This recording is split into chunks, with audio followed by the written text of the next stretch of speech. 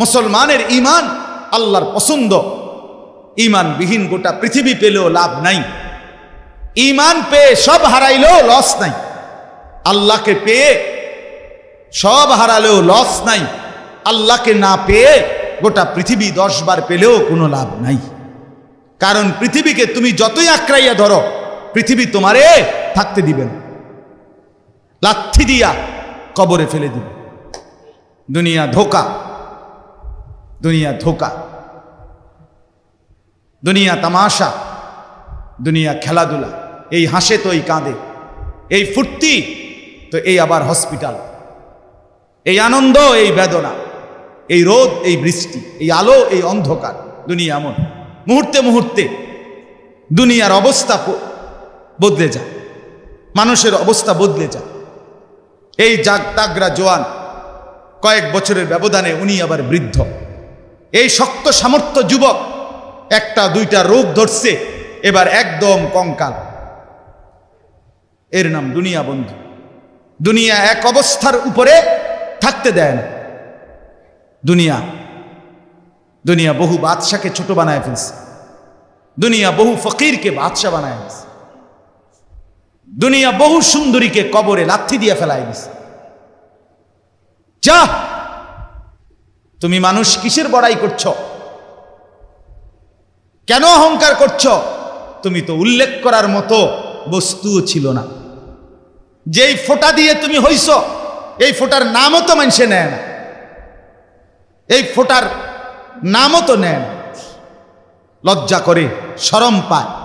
তুমি সেখান থেকে হইছ, মাতবুরি করো, অহংকার করো। এক বুজুর্গ বলছিল এক যুবককে, যুবক অহংকার করো কেন? যুবক বলছে, আমারে চেনেন আপনি? বলছে, হ্যাঁ চিনি। আউয়ালুকা নুতফাতুন কাদিরা, তুমি হইলা প্রথম ছিলা নাপাক দুর্গন্ধ, একবার দুর্গন্ধময় একটা বীর্যের ফোঁটা। এত দুর্গন্ধ, যেই দুর্গন্ধের কারণে তোমার মা বাপ দুইজনকে গোসল করতে হয়েছে। 2 নাম্বার, তোমার শেষ পরিণতি কবরে, লাশ যেটা অল্প কয়েকদিনে পচে গলে দুর্গন্ধ হয়ে যায়। 3 নাম্বার, তুমি যে এখন হাঁটাচলা করতেছ, তোমার পেট যদি ছিদ্র করে, ফুঁক পারে, ছিদ্র করে, বের হবে দুর্গন্ধময় কতগুলো পায়খানা। তাহলে যার শুরু দুর্গন্ধ, যার শেষ লাশের পচা দুর্গন্ধ, যার পেটে বহন করছো দুর্গন্ধময় পায়খানা, তুমি মাতবরি করো কেমন? এ কেমন জিন্দিগি ভাই, কেমন জীবন এটা? ঘন্টার পর ঘন্টা, 3 ঘন্টা মোবাইল টিপে কেমনে একজন মানুষ? 5 ঘন্টা মোবাইল টিপে কেমনে রে ভাই? তুমি মানুষ না প্লাস্টিক? হায় হায়, সারা রাত উলঙ্গ ছবি কেমনে দেখে রে দোস্ত? মুসলমান এমন হয় কেন? আমাদের আল্লাহ আছে, আমাদের আখিরাত আছে।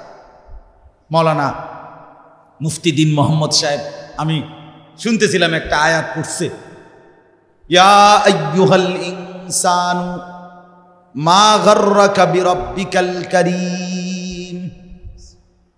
রব্বুল আলামিন বলেন, আল্লাহ তাআলা ডাক দিয়ে বলেন, হে মানুষ, আমার মতো দয়ালু মুনিব, আমার মতো মেহেরবান মাওলা, আসমান জমিন আর গোটা কায়নাত দিয়ে 24 ঘন্টা যেই মুনিব, আমি আল্লাহ তোদেরকে লালন পালন করছি। একবার চাঁদ উঠাই, আবার চাঁদ ডুবাই, আবার সূর্য আনি, সূর্য ডুবাই, একবার রাত বানাই, একবার দিন বানাই, একবার আলো দেই, আবার অন্ধকার দেই, একবার রোদ দেই, আবার বৃষ্টি দেই, একবার আলো দেই, আবার বাতাস দেই। আল্লাহ বলেন, এতটা যত্ন করে লালন করছি যেই মনিব, আমার মতো দয়ালু মাওলা, আমার মতো দয়ালু আল্লাহ থেকে তুই বান্দাকে, তুই মানুষকে কে রে ভুলায়া দিল? আমাকে বাদ দিয়ে যার কাছে গেলি বান্দা, বল না বান্দা, আমার চাইতে বেশি কি পেলি তার কাছে? সে তোকে কি দিল?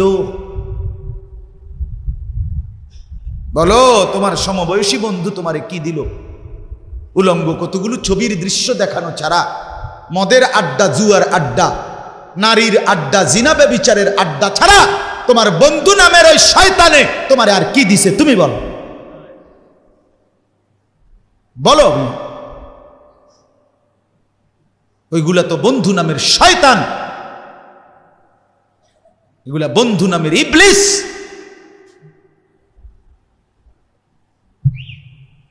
আল্লাহ আমাদেরকে বুঝ দান করে।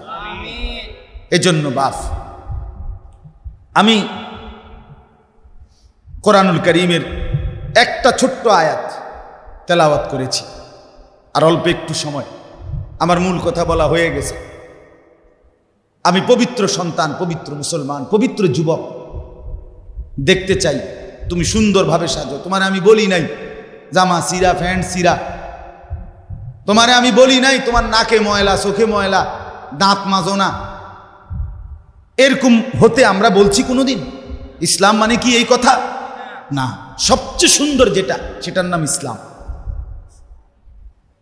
সবচেয়ে পবিত্র, সবচেয়ে পবিত্র, সেরা সুন্দর ইসলাম। রাসূলুল্লাহ সাল্লাল্লাহু আলাইহি ওয়াসাল্লামকে আল্লাহ বলছে আলা খুলুকিন আযীম। আপনার চলাফেরা, কথাবার্তা, আপনার আচরণ, উচ্চারণ সব কিছু সর্বশ্রেষ্ঠ, সর্বশ্রেষ্ঠ। সাহাবী বলতেন, হায়, হযরত কাব ইবনে মালিকের হাদিস আমরা পড়ছি, উনি বলেন নবীজি সাল্লাল্লাহু আলাইহি ওয়াসাল্লাম যখন হাসতেন, আমাদের মনে হইতো পুরা চাঁদ যেন হাসি দিয়ে উঠছে।